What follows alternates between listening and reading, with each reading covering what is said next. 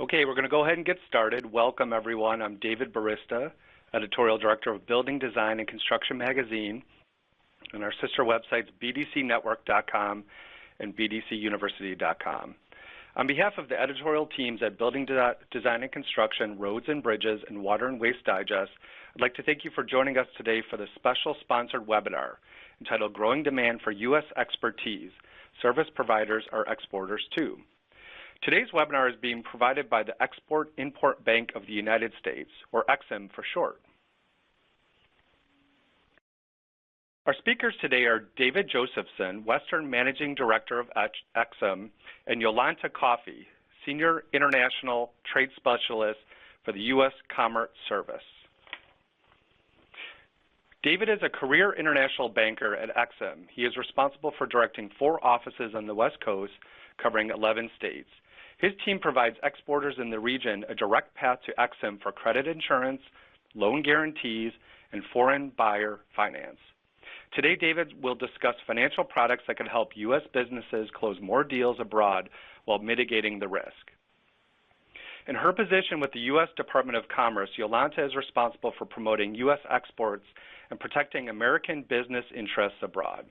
She is a core member of the U.S. Commerce Service's Global Environmental and Travel and Tourism teams. In today's webinar, Yolanta will discuss how U.S. Department of Commerce resources can help service providers find more qualified international leads. Yolanta, I'm going to turn the mic over to you.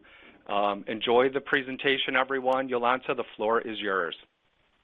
Hi, everybody. My name is Yolanta Coffey, and I am the Senior International Trade Specialist with the U.S. Department of Commerce, the U.S. Commercial Service in Baltimore, Maryland.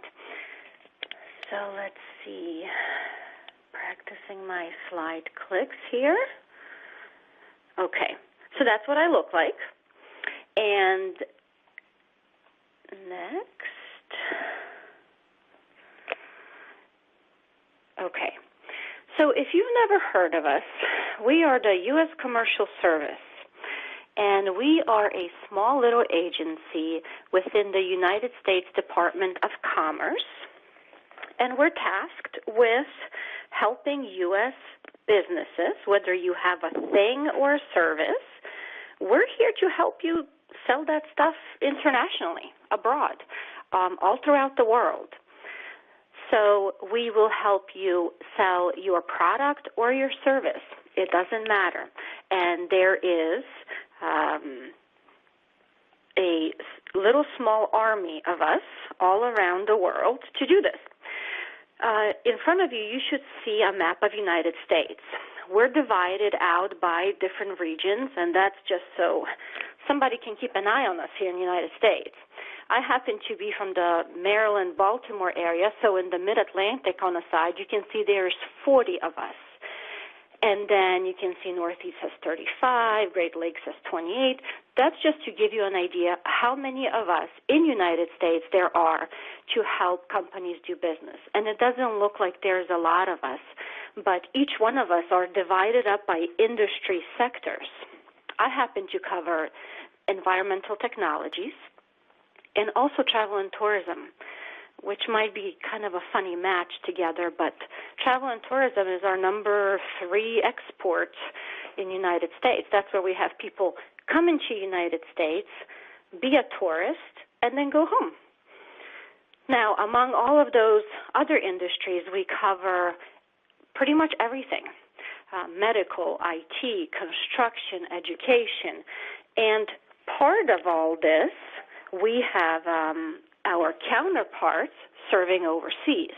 So the way we make the connection for a U.S. exporter is someone comes into our office, asks us a question on how to sell something internationally, and we figure it out whether or not you have a viable product, whether you can go abroad, and we connect you to one of our folks who sit on the other side of the world.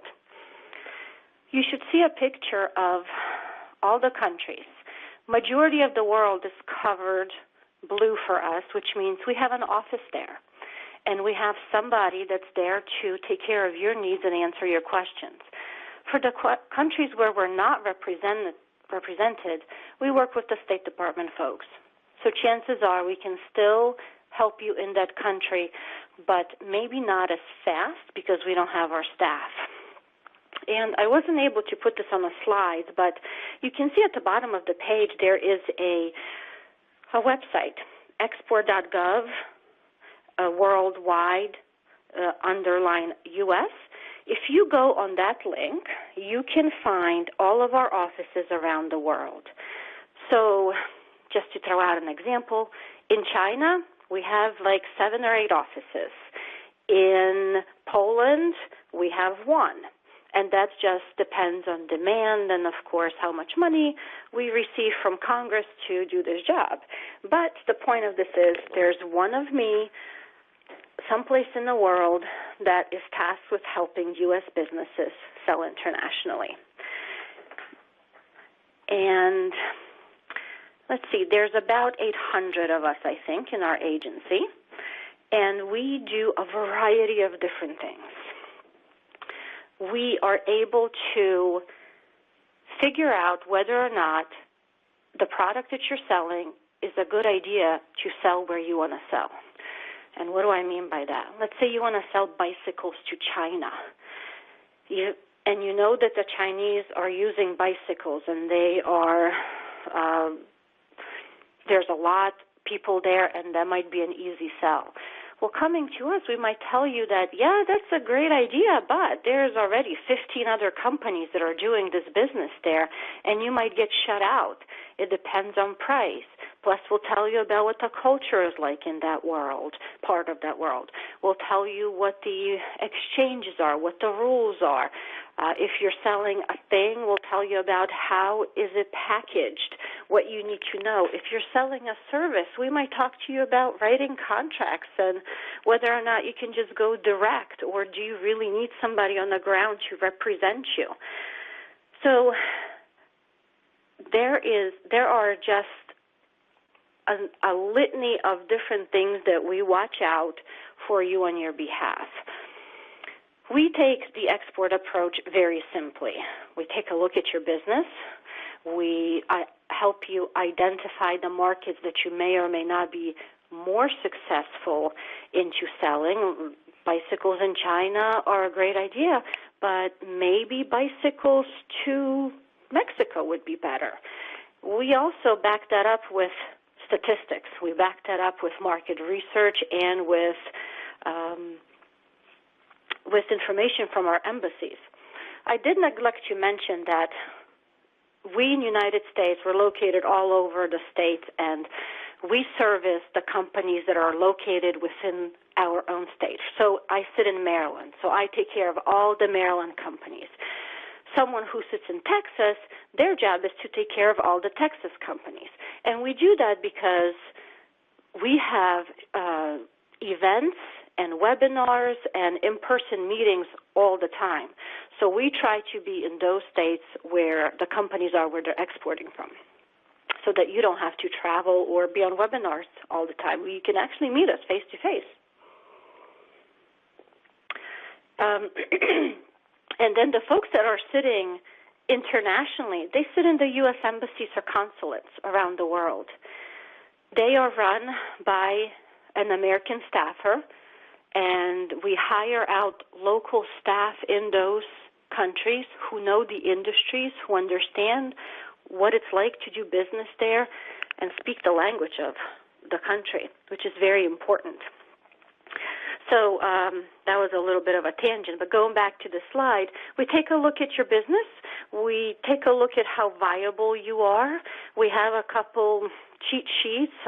Are you ready for this type of questions? We ask you a bunch of things of what you want to get accomplished and why. And if you don't have an idea or if you don't have a good export plan, we will help you shore that up.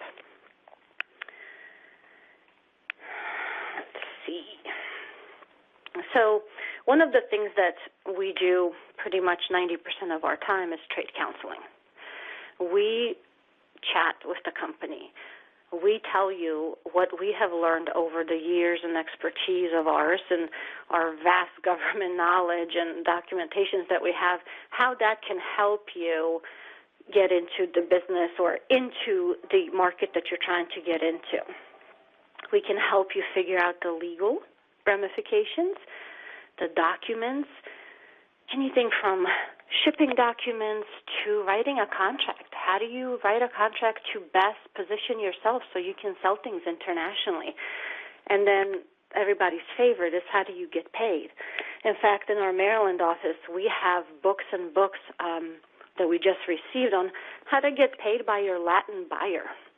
So there are tricks to the trade on how to put all of this together and be timely.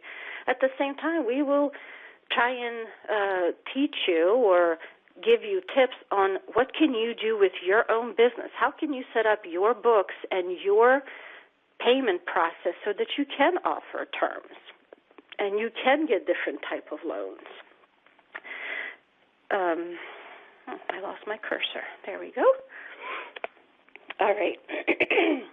The other thing that we offer is market intelligence, and this is just a fancy word for statistics, country summaries, industry products.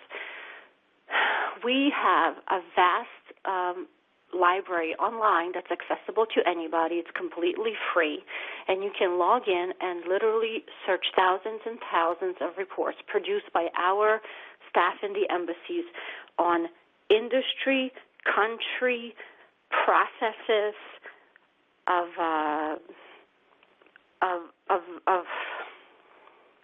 products and services within each country. It's trade data. My favorite thing to use is the country commercial guides because I don't know the whole world inside out. So this is a really good cheat sheet for me on how to do business in any country around the world. It describes all kinds of small details that you wouldn't consider. Talks about money, languages, customs, most feasible industries, how to do business there, and just things to consider. So the point of this slide is to let you know that there's so much information at your fingertips, and it's all available for free.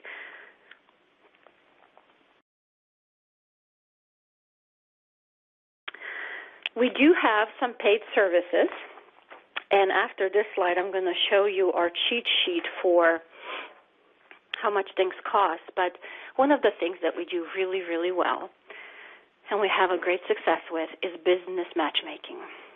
We have we have about 2 or 3 products where we take in a bunch of information from you. We ask you a lot of business-related questions, and we do match you up with potential buyers in whatever country you're interested in going into. So you will, let's say you want to be in China and you're trying to sell your widget, and you have never been to China before, but you know that there is a really big market, and we've done the background homework, and we figured it out that, yes, it's very viable, and there's high potential. Now what you need in China is somebody on the ground that can work with you to help you get those bids and continue growing your business. So what we'll do is we'll ask you a ton of questions. We'll put together a list of maybe 4, actually it's up to 6 potential partners that you could meet with in person and discuss whether or not it would be a good match. And this is called the Gold Key service. This is where you will get on a plane, travel to our embassy or wherever we put in the service, and my counterpart that's already worked on this Gold Key with you will go to those meetings, and they'll sit with you and talk with you to the potential meetings that have been set up and pre-vetted so that you can understand whether or not you want to do business with them after this. And sometimes after the meetings, we'll translate English to English so that the cultural is not missed in the process.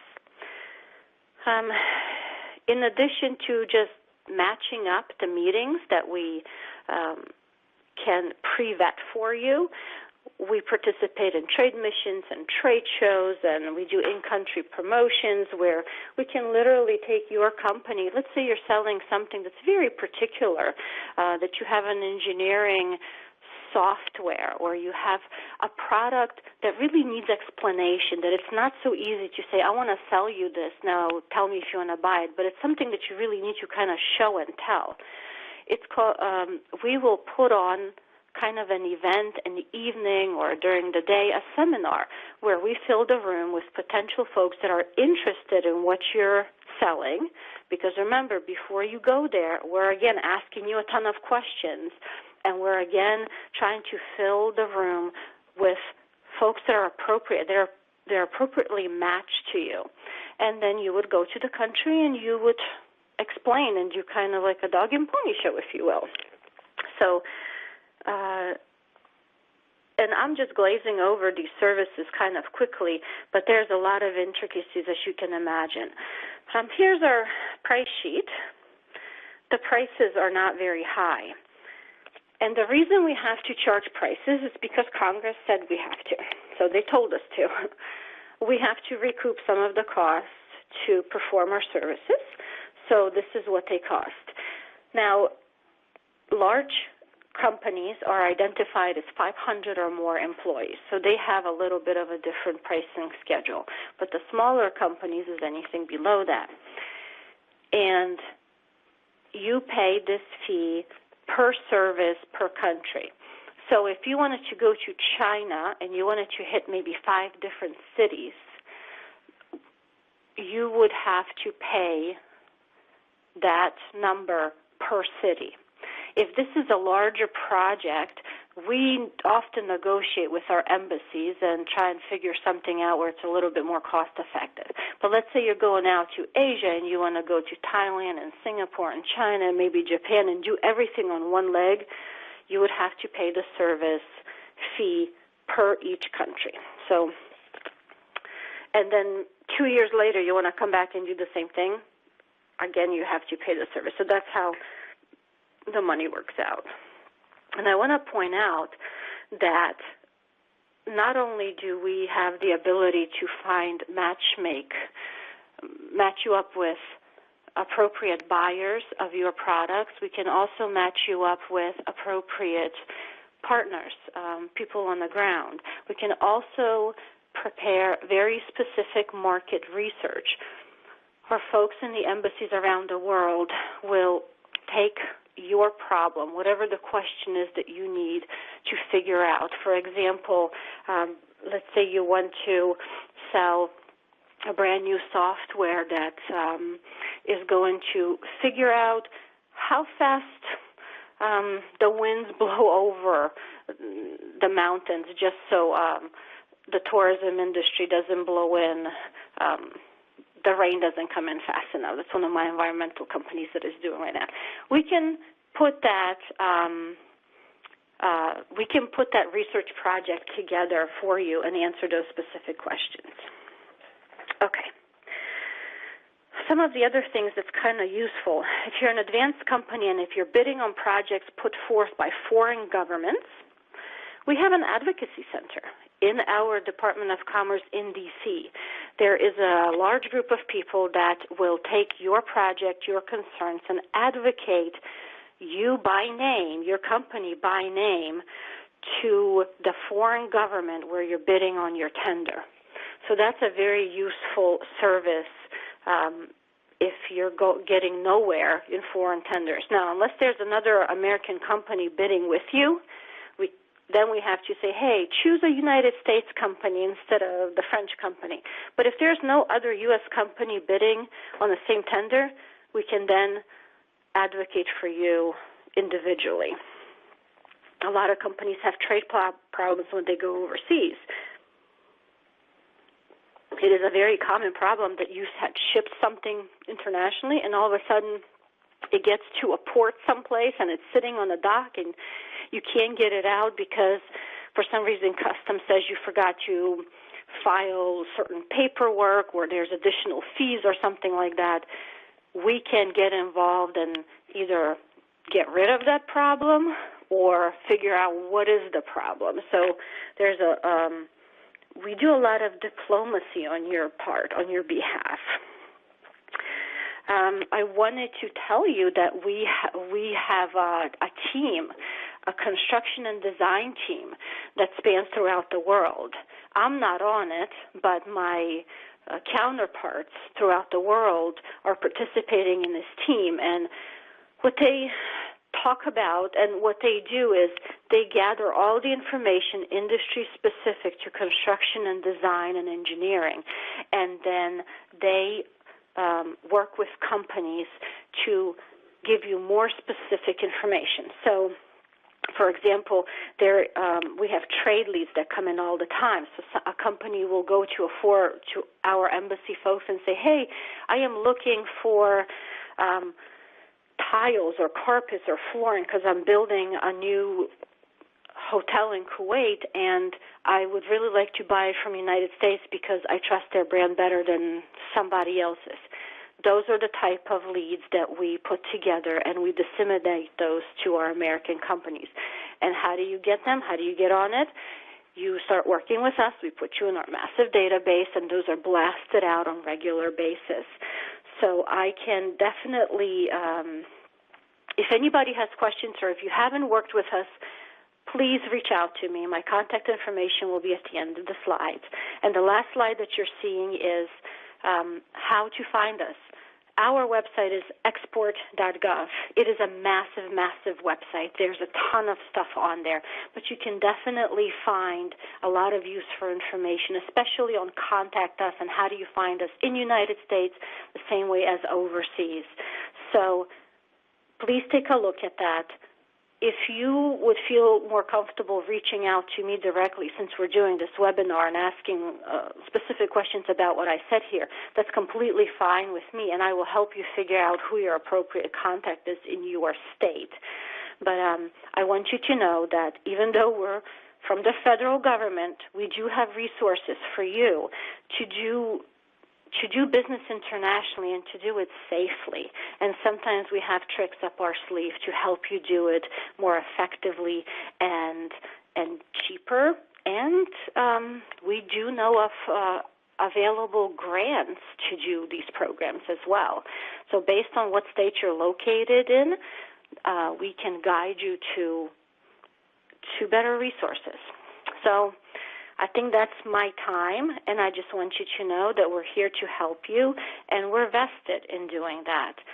So please give us a call. And so, David, I think it's your turn. Okay, thank you, and good morning and good afternoon to everyone on the call.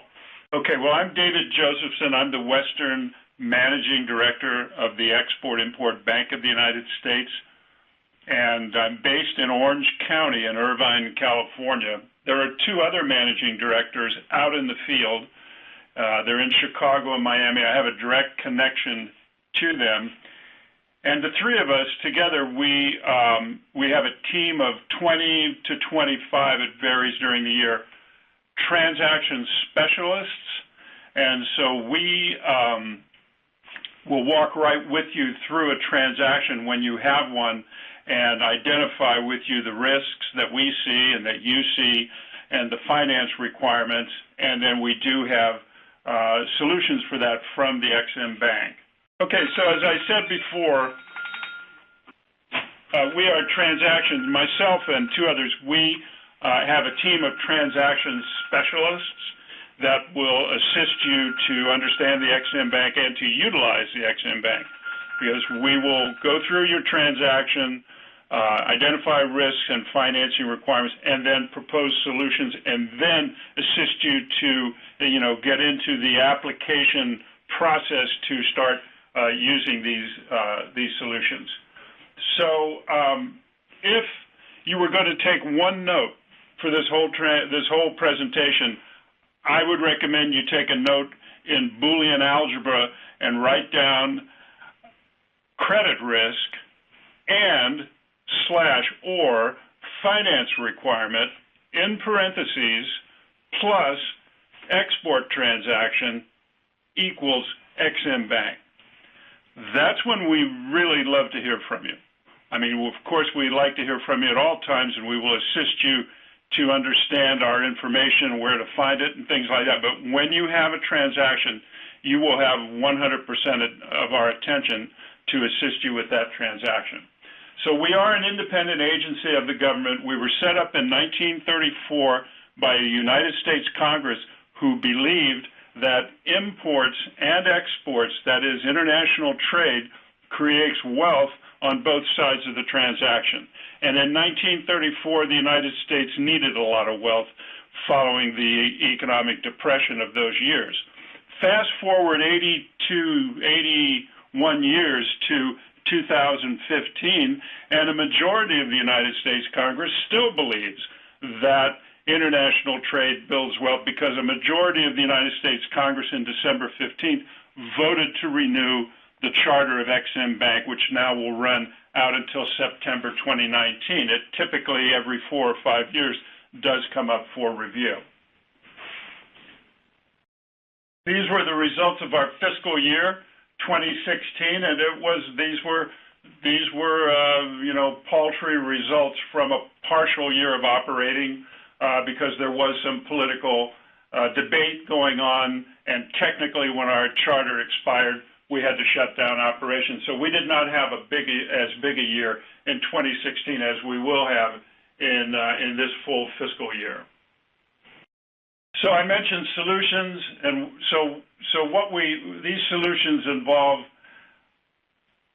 covering your credit risk if you need to grant trade credit to foreign buyers, and enhancing your company's balance sheet and your performance risk in front of commercial bankers by guaranteeing your performance risk when you take commercial loans from bankers and finance companies, and then arranging term financing at U.S. interest rates for your foreign buyers. So people might ask, but will my services qualify for term financing? Probably not. They'll probably only qualify for short-term financing. But a franchise fee covering a number of years of licensing and use of products and brands and processes and things like that, that is a capital expenditure by your foreign buyer, and a franchise fee is eligible for what we call medium-term cover from XM Bank, which is more than one year. So, the beginning, we learned that 26% of the attendees here were consulting, 30% ITT, 20% engineering. Well, we're in all of those industries, and we have typically provided services inside the industries of engineering, consulting, information tech, telecom, services, oil and gas, and mining. Credit insurance is risk protection, and it is also a sales tool. It makes your company competitive with other suppliers in other countries who are granting credit to their buyers. 60 countries in the world have export credit agencies, and your competitors are using them to offer credit terms to foreign buyers. And it's also a financing aid. One of the first questions we ask a company who calls us about credit insurance: do you want the insurance for risk mitigation, or do you want it for financing purposes, or both?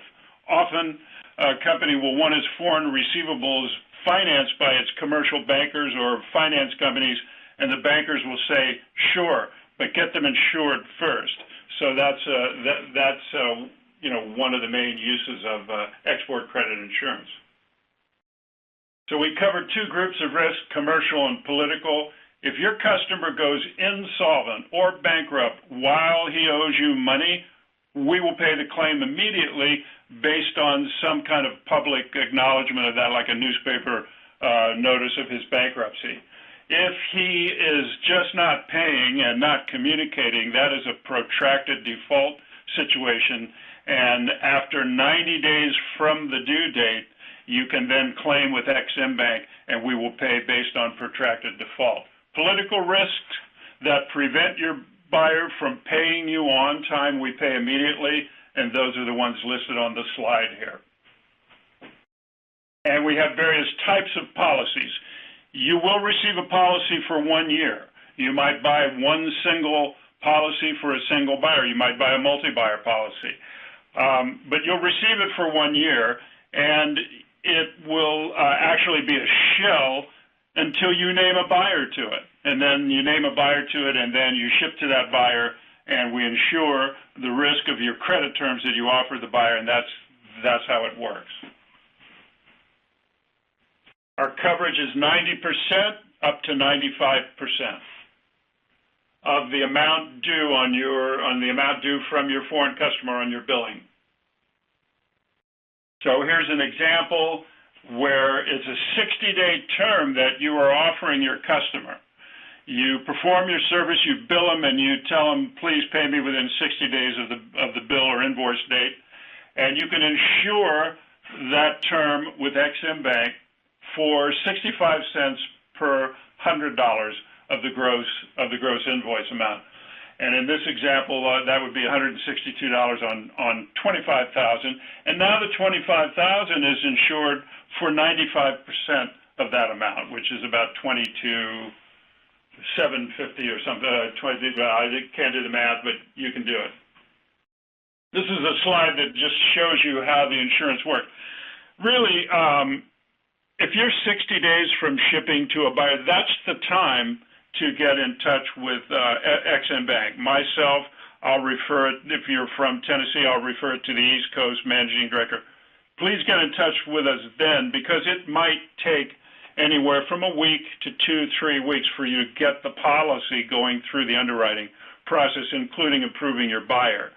So you want to have the policy before you ship, even before I think you agree on a credit term with your buyer. Know that you're insured. Know that he's insurable. Then agree the credit term. So then you just ship on the terms. Excuse me, I'm not thinking of service. Then you perform the service and bill on the terms agreed. Let's say 60 days, and you report that to Ex-Im Bank, and you pay the premium on it, and now you're insured in case your buyer doesn't pay during those 60 days.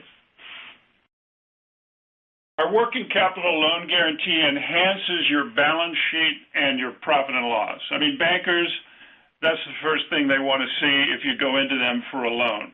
They want to see how is your company doing on revenues and cash flow. How profitable are you? Have you retained profits into capital and grown the capital? Because they're going to be adding debt to it, to your balance sheet, and they want to see what it looks like now before they do that. And so we enhance that for you because if you have been in business even a year, and if you have a profitable operation and you have a positive net worth, you will likely qualify for our guarantee.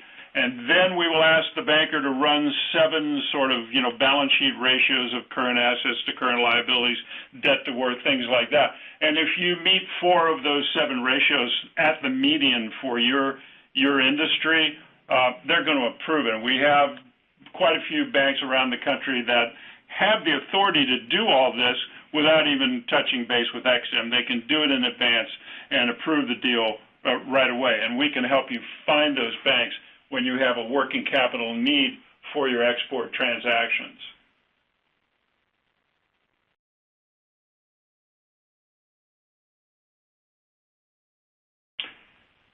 For credit insurance, we do like to see a company in business for 3 years. We can make exceptions for a working capital guarantee if you've been in business for at least a year and perhaps have migrated over or hived off from a larger corporation, and you've brought people, you know your business, you've got the foreign business. So for a working capital guarantee, we might be able to approve a company that's been in business for a year. For export credit insurance, we like to see that you have been in business for 3 years. You have a DUNS number, and you have you have some commercial operation in your company, and then of course. We do have, being the U.S. government, we have a 50% plus U.S. content by cost, and for small businesses, we include all costs requirement for us to insure your exports. I mentioned in the beginning all the industries that we have supported and will continue to support, whether products or services, but we don't support we don't support munitions exports, and we don't support, this is by congressional law, we don't support export of anything to a military force unless it has dual use. An example of a dual use, let's say software, would be the software that works an instrument landing system at an airport to allow airplanes to come in on instruments, and the buyer, because maybe it's a small country, is a military air force of that country, because in that country the military runs all the airports. However, at that airport, civilian airplanes also land, bringing tourists and civilians for business. So that's a dual use of that software for that ILS system, and that would be approved at EXIM. And we're open in 160 countries with various levels of conditions, from absolutely no conditions at all, and most of Latin America and is no conditions at all, and all of Europe. I mean, Western Europe, almost no conditions at all. And then as you get into progressively higher perceived risk countries, we do have conditions like we want a banker to guarantee it, or we want the Ministry of Finance to guarantee a loan if that's what the situation is. And that's all listed on our country limitation schedule, available on our website. And then here's a case study. The print's very small, but it is a software enterprise risk management company in Virginia, and they are exporting to Saudi Arabia. And basically, it's a service, it's a consulting service, and they insure the receivables from the buyer in Saudi Arabia with Exim Bank.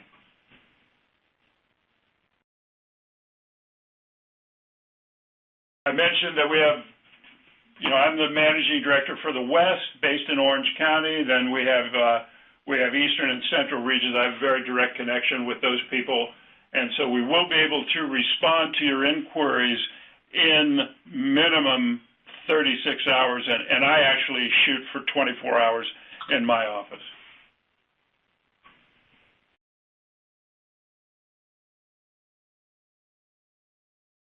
And that concludes, so I'll turn it back to the moderator. Thanks, David. That was great. We have a slew of questions for both David and Jolanta, so we'll just jump right into the Q&A. Quickly, for everyone in the audience, you could still ask questions through your console. If you'd prefer to send questions directly to our speakers, their email addresses should be on the slide right there. So they're happy to answer any questions you may have. So the first question could be directed toward David or Jolanta. Do we require certain visas to conduct services overseas? Jolanta, did you want to answer that? Or? Yes, I can. Yes, you definitely require. There are requirements for visas going abroad and from those foreign countries coming here.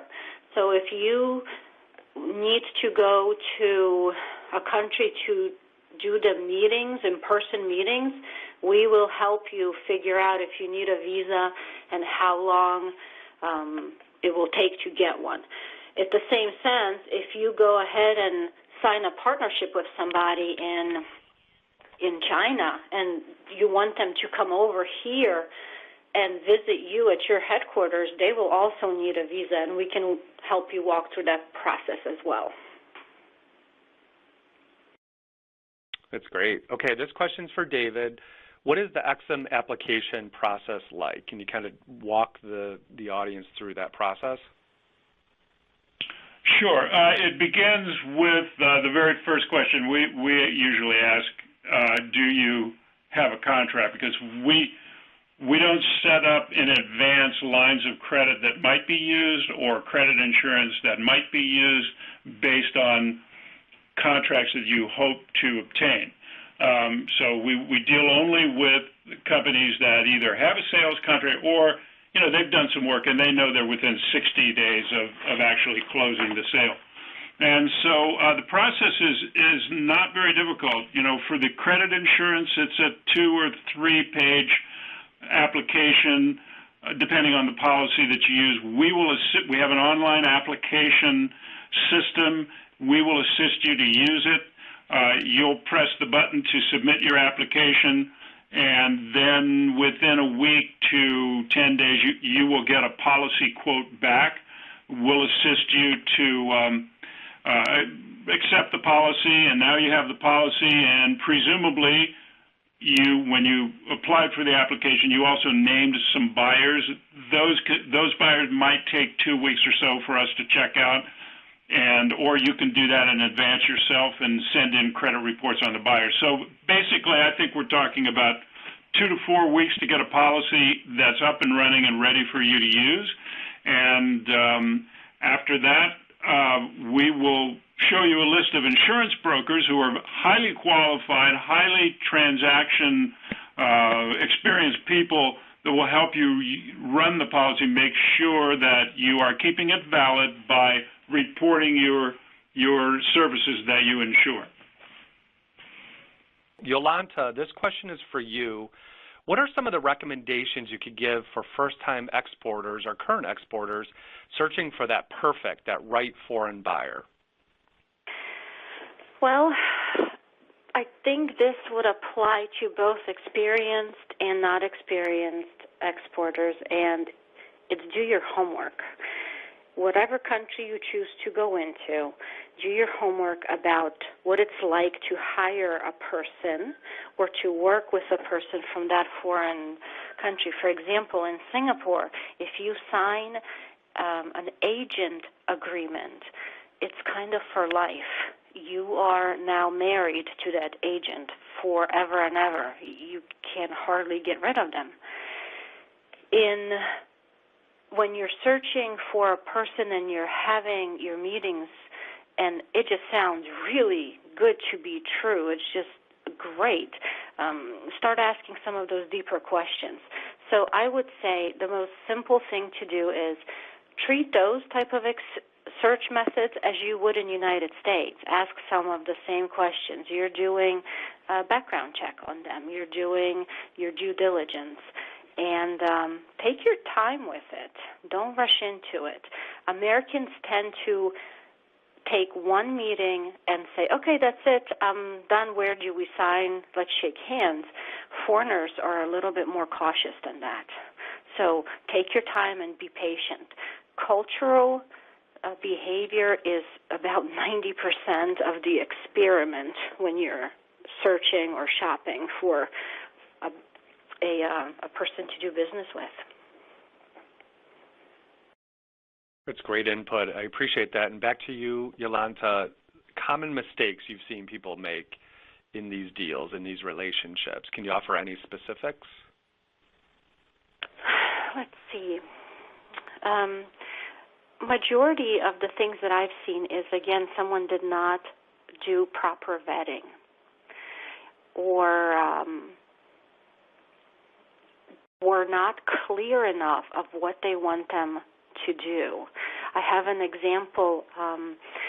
There's a company in Maryland who sells a grocery store product, and they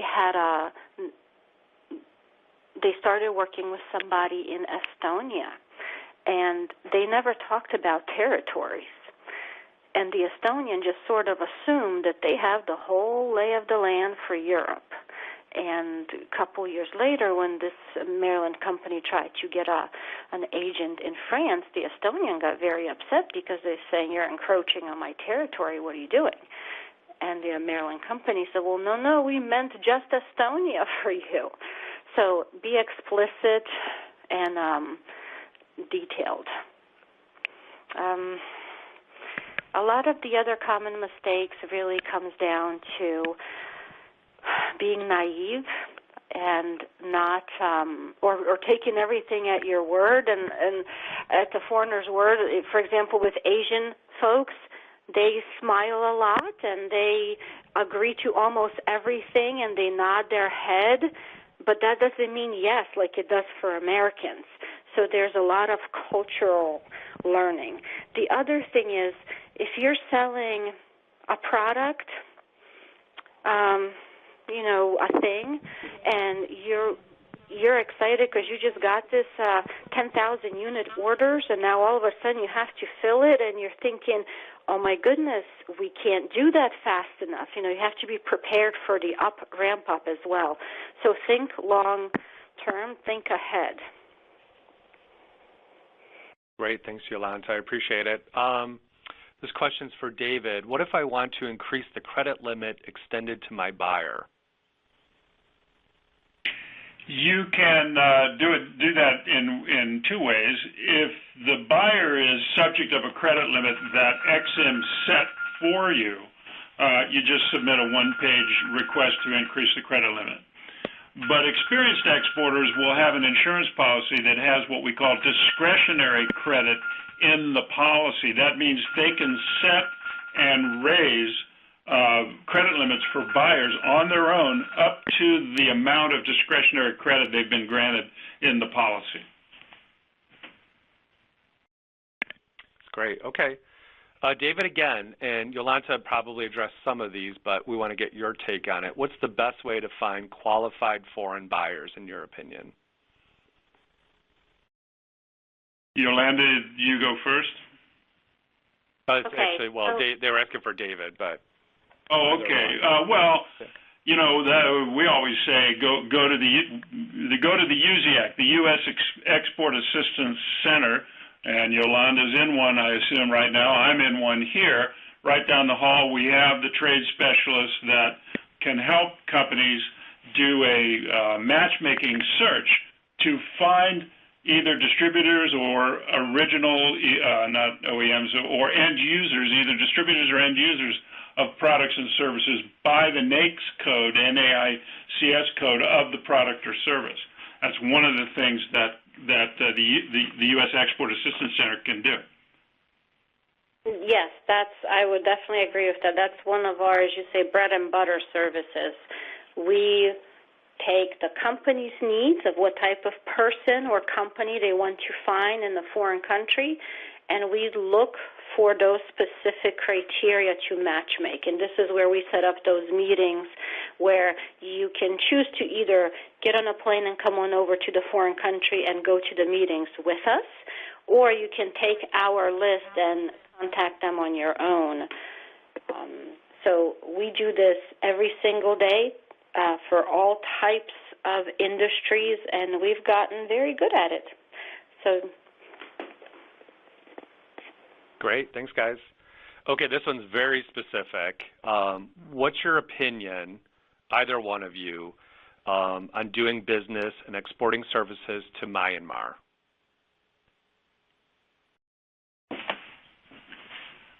I'm running to look at my country limitation schedule. And this it's okay is if you don't have an opinion. Yeah, I don't have a quick answer without doing some research, unless there is a more specific question behind this question. Yeah, you might want to reach back out. I'm almost there if you could give me 15 seconds. Okay, let's wait for David. Yeah, we can pretty much answer lots of different questions on individual countries, and sometimes you can't export certain products to a country. Or sometimes, the whole country is off limit, but I do not know enough about this particular one to not tell you a big lie.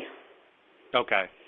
Anyway, so we, for some reasons, and please don't ask me because I am not a political scientist, for some reason we term Myanmar as Burma, and I'm sure there are lots of political things about that I have no clue about. But I can tell you that in Burma, we are open in the public sector. That means the government and even quasi-governmental agencies like airports and things like that if they're owned by the government. And we're open for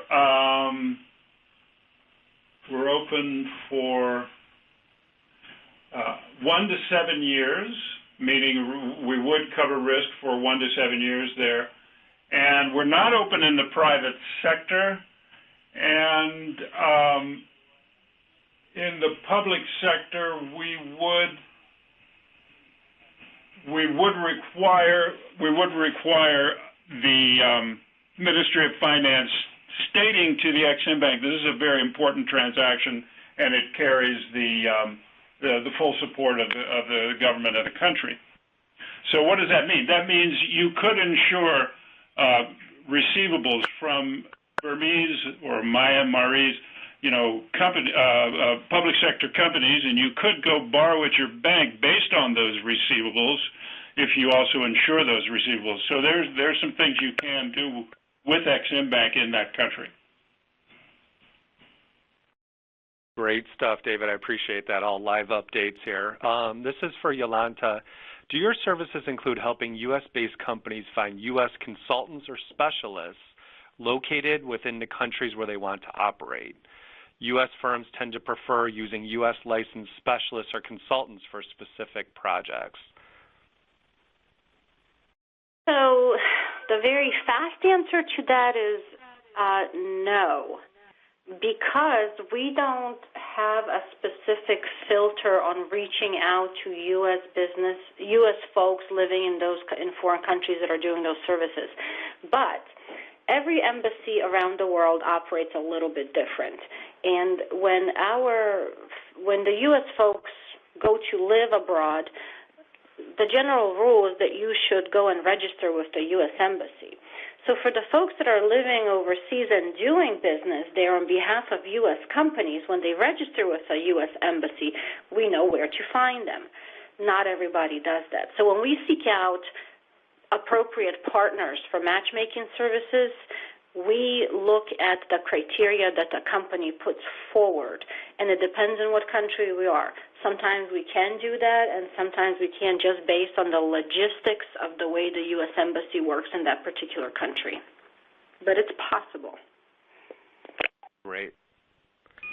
Back to David. What is the role of the broker-dealer in the relationship? Well, just a correction in terms, broker-dealers we normally think of as, dealing in securities and licensed by the National Association of Security Dealers. We work with just plain brokers, and these are insurance brokers, and they're typical of brokers who would set you up with a fire and theft policy on your business and things like that, except that these brokers can also work with export credit risk insurance that's issued by Ex-Im Bank and also by private sector insurers. And these brokers have all been through, the checks that we do on their ethical qualities and things like that, and they have done a training program with Ex-Im. So they're registered on our website.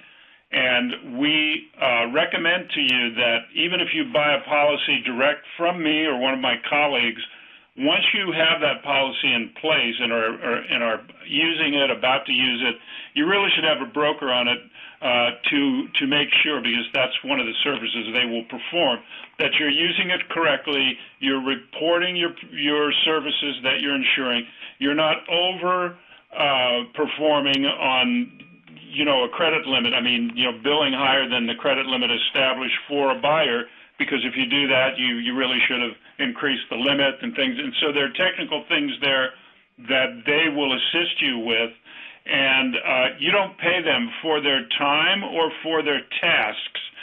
We pay them. We pay them from the premium that you pay Ex-Im Bank when you insure your services. David, thank you so much. Jolanta, back to you. What type of documentation do I need to prepare to work with U.S. Commercial Service? Well, we need to know that you are a registered, established business. We need to know that the product or the service that you're selling, you're allowed to sell.